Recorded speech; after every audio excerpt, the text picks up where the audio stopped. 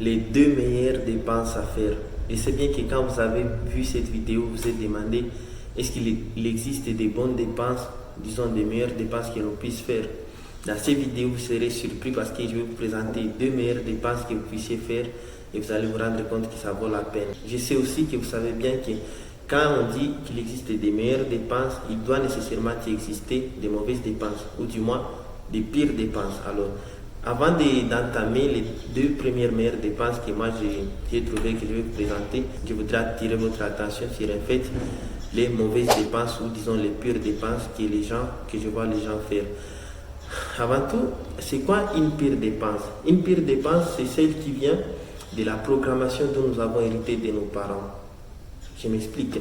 Quand on était encore enfant, on nous donnait un peu d'argent pour pouvoir acheter des bonbons, des biscuits. Et quand un enfant reçoit ces cadeaux-là, il est tellement content. Pourquoi? Parce qu'il va acheter des choses, il va être heureux.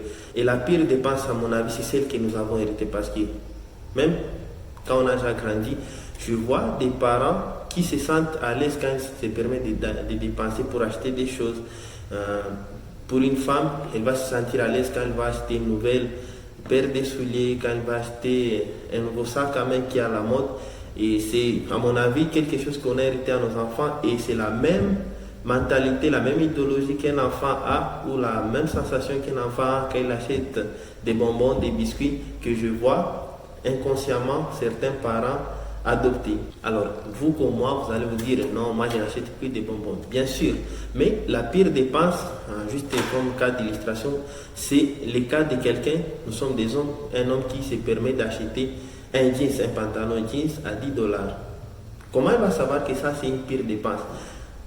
Il suffit juste de pouvoir se poser la question ou le simple fait de remarquer que les jeans là qu'il a acheté juste 6 mois après, s'il a acheté à $10, il ne pourra plus les revendre à ces $6 parce que les jeans se sera déprécié.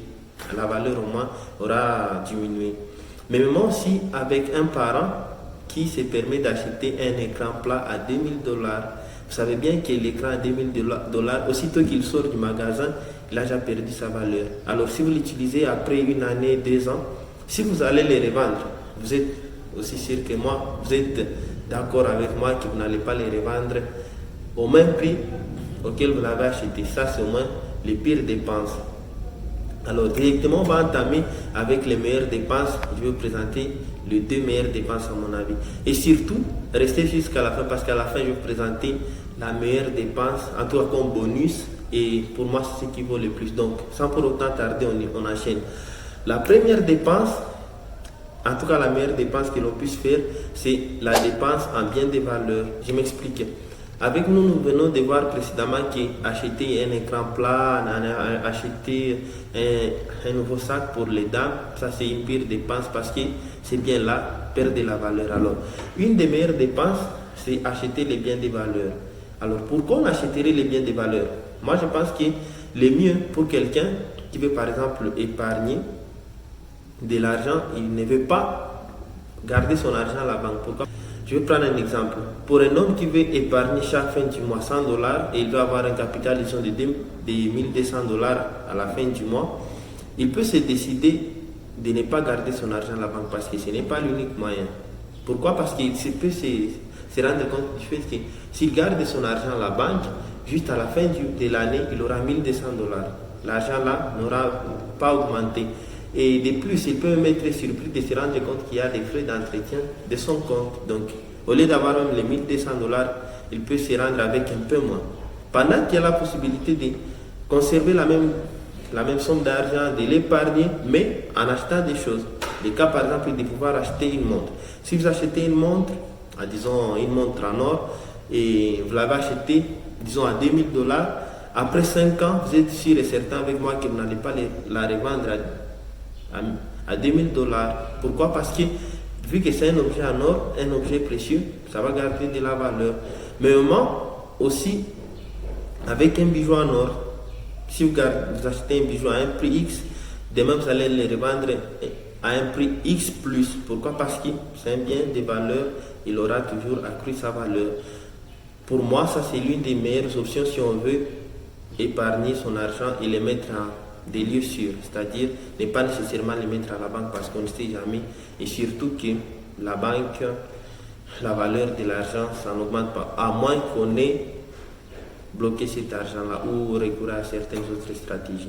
La deuxième meilleure épargne pour moi, c'est de pouvoir investir à bien immobilier.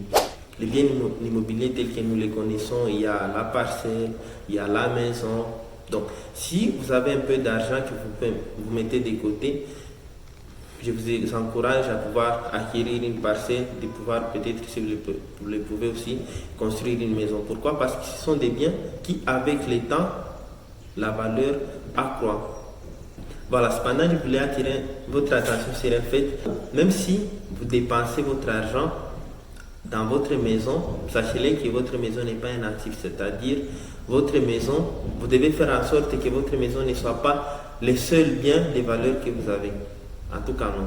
Parce que tout riche qu'il soit, en tout cas les bons riches, il a des biens et il a des belles maisons peut-être. Mais si vous creusez un peu plus, vous allez vous rendre compte que la parcelle qu'il a, la belle maison qu'il a, ce n'est pas l'unique bien de valeur qu'il a. Il a bien plus d'autres biens qui valent beaucoup plus que la maison là. Là, je vous encourage beaucoup plus à investir, ou je vais dire la meilleure dépense que vous puissiez faire. Voilà, pour ceux qui sont restés jusqu'à la fin, je vais vous dévoiler, je vais vous présenter un bonus qui est pour moi la troisième meilleure dépense que vous puissiez faire. Et pour moi, à mon niveau, à mon avis aussi, ça vaut le plus que les précédentes. Ça consiste à investir en vous-même. C'est un peu comme quand un parent envoie son enfant à l'école. On envoie l'enfant à l'école et après on paie ses frais académiques, on paie ses frais scolaires. Mais moi, vous aussi, pour acquérir certaines compétences, pour pouvoir faire quelque chose, vous devez vous former. Ne pensez pas que vous avez déjà fini votre formation si longtemps que vous avez quitté les bancs scolaires. Non. Si vous voulez avoir plus de résultats, vous voulez accomplir des choses que vous n'avez jamais fait, dans les compétences que vous n'avez pas, faites comme cet enfant-là qui va à la faculté, qui va à la faculté, qui paie pour pouvoir acquérir ces connaissances-là. Vous aussi, vous en avez besoin.